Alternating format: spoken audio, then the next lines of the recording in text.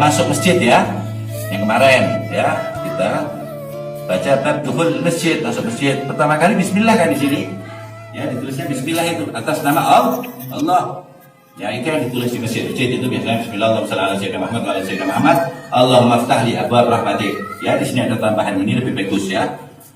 Terus tawahnya itu wa qaddamal yumna. Disunnahkan hal sesuatu itu kalau masuk masjid, teras masjid itu udah pakai kanan dulu. Kalau nyopot sendalnya, ingat ya, nyopot sendal yang kiri dulu. Ya, nyopot sendal kiri, ya. Kakinya di sebelah sendalnya, di pinggirnya. Jangan injek sendal orang lain.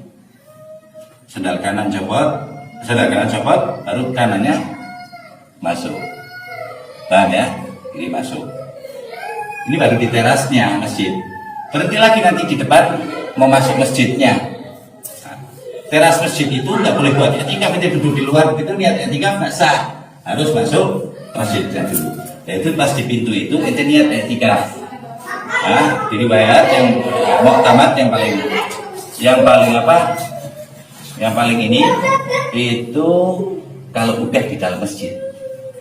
Jadi setelah kita udah di dalam, walaupun di ujung, kita niat di ujung keluar loh, kita masuk satu langkah atau dua langkah, berhenti sebentar. Hati aja. Anak niat kalau pakai teks ya, teks itu namanya itu etika fi adzal masjid, ya kan? Saya berniat lillahi ta'ala dan banyak niatnya. Jadi niat pakai bahasa Indonesia niat. Jadi kalau sholat Jumat, sholat rawatib, sholat 5 waktu itu jangan lupa niat etika. Mesemnya ente itu dapat pahala. Etikaf itu setiap detiknya. Rasulullah SAW yuhibbul i'tikaf. Rasulullah senang etikaf. Nah, jangan lupa. Rasulullah SAW paling senang mendahulukan yang kanan daripada yang ini, tapi untuk kebaikan.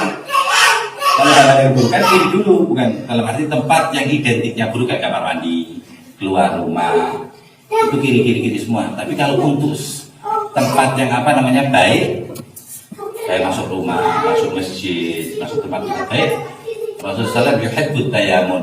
Kalau sama keadaannya kanan apa kiri, Rasulullah milih yang ke kanan. Jangan itu tadi sudah komat yang di kanan, sholatnya yang lebih penting malah ambilnya di kiri. Nah, kalau niatnya itu memperbanyak sholat yang kanan, nggak apa-apa, ini bukan kiri, ya kan? Di kanan, Rasulullah yuhibbut tayamun. Tapi lihat ya, orang itu bisa dilihat dari duduknya. Ini sebelum ayat yarfa'illah alladziina aamanu minkum, Allah mengangkat derajatnya orang-orang yang beriman dan orang-orang yang menuntut ilmu berapa derajat di atas orang yang beriman. Jadi orang beriman sama orang beriman, yang satu beriman dan menuntut ilmu dulu. Itu dilihat di ayat itu tentang duduknya dulu. Ayat itu, mana nggak hafal? Fafsahu fil majalisi yafsahillah lakum. Cara duduknya itu dilihat sama Allah SWT. Beda duduknya orang kaya, orang dermawan, itu kan baik-baik semua. Apalagi orang ahli silaturahmi, orang ahli sahib nasihat, orang yang banyak memberi nasihat, baik-baik, nah, tentunya pakai ilmu. Selain itu berarti orang banyak beramal soleh lah ya, tapi bukan menuntut ilmu, masih kalah sama penuntut ilmu tetap. Bang, itu dilihat dari cara duduknya. Kayak taklim di sini 4, sini 3, sono 0, 1, kono. Mau muter gimana caranya? Masa di sini 2 biar bagus, biar ada kanan kiri, atau 2-1. Terus yang kedua itu selalu di situ. Ente mengidentikan diri ente dulu. Kan? Itu terlihat dari akalnya atau pemikiran orang itu. Dulu sebentar di sini, sebentar di sini, sebentar di sini, itu mudzabzabina la ilaha illa wa la ilaha illa. Ya, jadi duduk ini kelihatannya nggak ada artinya kan? Itu di Arab nomor 1. Sampai di Masjid Ba'alwi itu ini itu tiangnya Ahmad bin Hasan al-Attas itu nyebutin yang biasa di sini, ini Habib ini, Habib ini, Habib ini. Jadi 100 tahun setelah ini Habib. Apa? Nggak pernah lepas itu. Nah, ada bab-bab darurat itu beda. Kalau ramai, kalau itu jadi panitia, kalau dia bikin intai kayak taklim, ya itu beda. Tapi kalau keseharian, khusus taklim, sholat, i'tikaf, itu tempat ente itu biar identik. Jadi kalau yang baik-baik identifikasikan. Nah ya, kalau yang buruk jangan.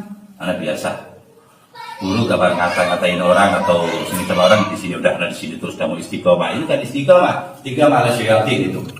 Tapi kalau yang baik identikan. Yang apa?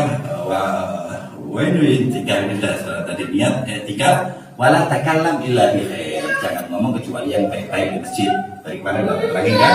Sekarang doa keluar masjid tidak masuk. Kalau keluar masuk tadi apa? Bismillah. Ya kan?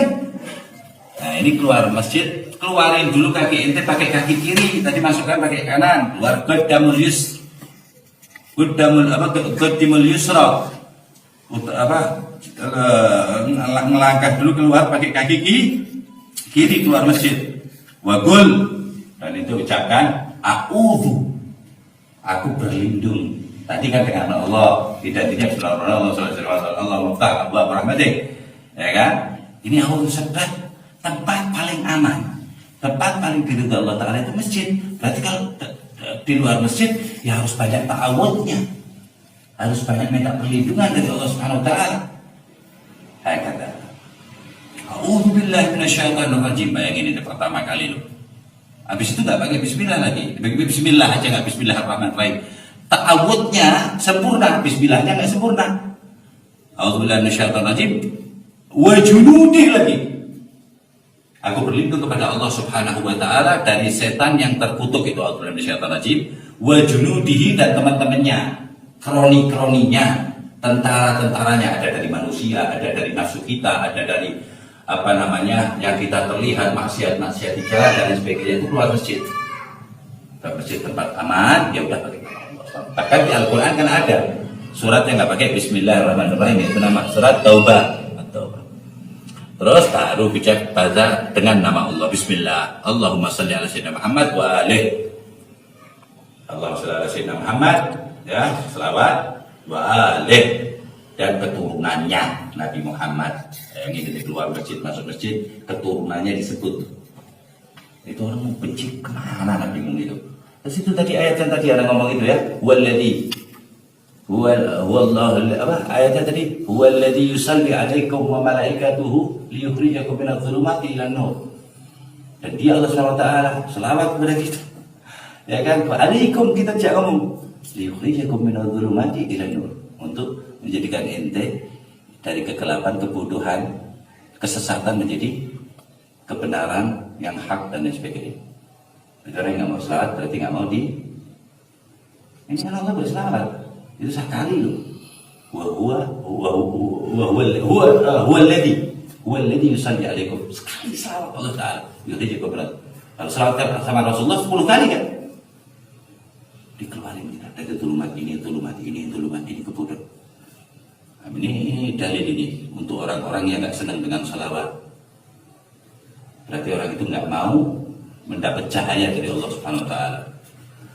Nah, setelah kita baca selawat, kita baca minta pengampunan yang tadi, minta rahmat kan, di tempat rahmatnya Allah masjid. Ini sekarang mintanya pengampunan di jalan sih di luar. Udah lihat macam-macam. Lihat rumah bagus. Aslinya di tasawuf. Lihat. Ini itu gerbang ya. Lihat di dalam gerbang aja itu haram. Sampai mata ente nyaman begitu haram. Itu punya orang mata ente nyaman. Siapa yang kasih izin mata ente jadi nyaman? Serem ya. Di tasawuf begitu, kalau dipikir enggak. Aslinya begitu. Bakal umumnya akan berskala dzarratin khairan, kecuali enggak sengaja. Ada kan orang begitu sampai mati. Wah, pintu masuknya ya. Buka sedikit gitu kayak gitu. Itu haram kalau punya kita. Jadi kalau lewat lihat enggak apa-apa, tapi memperhatikan. Ya nggak boleh. Batasnya pintu. Ada bilang pintu ini, kalau enggak pintu gerbang. Sebab termasuk termasuk kenikmatan juga punya orang ini yang apa latarnya itu apa halamannya. Nah, kalau dipikir itu baru setelah masa ini baru itu aurat. Nah, besar lagi itu. sini kebuka, apalagi itu yang orang nggak paham itu habis dikasih teh, dia mau masuk ke dalam, sering kan? Anak masukin aja deh. Masih jelas Jabar aja yang nanya, dia tiara nggak usah apa namanya? Jabar aja sini hati Jabar, nggak masukin anak. Ada ente ya berapa ya? Masukin biar anak kelihatan hikmah, biar. Kenapa? Dia amal dengan nafsu. Nggak beres kalau nggak nafsu. Padahal salah kan dia masuk. Kita berbuat kita aja. Kapan kemarin siapa? Marah kan sama istri kan? Orang itu udah refleks. Nggak tahu nggak begini mau nunduk dulu nggak tahu deh. Inna buyutakum aurah kata Allah. Rumahmu itu aurah. Jadi kalau diizinin dia Allah. Ya orang duduk semua. Ada berhenti. Seandainya ada yang di sini, ini sudah perlu. Hukumnya apa?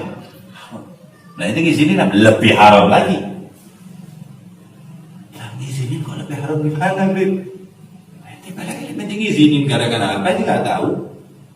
Jadi yang izin itu udah haram. Ente ngizinin dan ada ahlu bait di sana, ada istri ente atau putri ente, itu haram. Apalagi sampai terlihat. Nggak terlihat tuh ini, Anda bilang haram. Lah kalau terlihat haramnya plus melihatnya. Pakai kerudung, bukan nggak tertutup rapat, tetap haram. Nah, seperti itu. Jadi apa namanya? Ada orang beramal pakai apa namanya? Nafsu, ada beramal pakai ilmu. Kan di kitab itu dikatakan kan. Orang ahli ilmu itu namanya Ibn Baslan, wali Allah itu. Dan banyak wali-wali Allah SWT yang menghafal dalam bait-bait mereka dia, bait fikih itu ya, 1000 bait ya. Dulu kita di Hadramaut diajarin ya, kita bait-bait itu tidak hafal. Seperti itu dikatakan wa kullu man bi ghairi ilmin ya'malu a'maluhu mardudatun yubat. Semua yang beramal tanpa pakai dasar ilmu, dia nggak tahu ini hukumnya apa, ya diterima menurut Allah. Amal keseharian ya, harus tahu hukumnya. Nah, kemarin kita baca wudu kan wudu aja, tahu ininya utama, sunnah, ini yang wajib. Alim juga ada sanksinya. Wa alimun bi ilmihi lam ya'malan, lam ya'lam yang wa alimun bi ilmihi lam ya'malan, mu'azzabun min qabli ubadul wazan. Dia tahu. Bang, ente ingkar dan yang dengan yang ente tahu dan ente tidak mengamalkannya, ente diadab sebelumnya berhala besar nanti. Yang ente kalau itu jadi ini aja, jadi orang budaya hati-hati. Kalau orang alim itu bisa mencetak orang pintar dulu, orang ngerti dulu, lah itu terus jariah itu. Setiap orang itu melakukan, ente dapat pahalanya, dapat kiriman. Orang itu belum mati sekalian, orang masih hidup, ataupun kitanya belum mati terus dapat. Nah, ini pentingnya diajarin. Sebab ilmu apa namanya? Umur kita terbatas, amal kita terbatas, dan dosa kita tambah batas. Ngerti kan? Ya, ilmu kita terbatas, amal kita terbatas, umur kita terbatas, dosanya tambah batas. Jadi kalau nggak dicicil dengan sedekah jariyah, apalagi hafizahullah Syekh Mujib ini, kalau yu'allim walad hada ngajarin anak-anak terus bisa tahu ya kalau ada alif minnak alif bas oke di Fatihah oke di tasyahud bagaimana dengan sampai Fatihah yahfad ya dengan diajarin biwasitah maksud wasilahnya Fatihah aja di separuh Al-Quran ya, setiap baca Fatihah herja indah wal akis jangan lupa juga la tatafakar ya jangan bangga dulu ta'allim bisyar malah jadi anak keburukan. Setiap anak itu kasetnya jalan, apa namanya dikirim langsung sama malaikat, kes langsung super, kes langsung pikiran yang gagal, kes langsung. Kata oh dia hilang. Ini kan mau usahanya, walaupun bukan saya itu oh dia hilang ada dosanya, wali ada dosanya nggak? Wali ada dosanya apa enggak? Yang nggak ada dosanya sama? Nah, ada dosanya. Terus di sini diterusin Allah maghfirli Allah ampuni kami dari semua dosa saya dan bisa maghlubi. Kalau dzambi itu dosa kami, kalau dzulubi dosa-dosa dosa-dosa kami waftahli abwaab fadlik, yang tadi rahmat, yang ini karunia. Masalah bacaan dia gampang. Ini keluar masjid nih, pintarnya Rasulullah berjalan dia di masjid ya. Jadi yang tadi rahmat ya identik dengan tawafil, ini fadl karunia, identiknya dengan tawafil. Jelas paling pintar Rasulullah nggak pernah ngomong pakai nafsunya. Mayan tiku anil hawa in huwa illa wahyun yuha sallallahu alaihi wa alihi. Ya, semoga Allah SWT memberkahi kita, memberkahi ilmu kita, memberkahi amal kita, ya, memberkahi semua yang ada, kebaikan yang ada pada diri kita, dan memperbanyak dan memberkahi dan mengistiqomahkan zahir batin ihsan ma'na sallallahu alaihi wa sallam.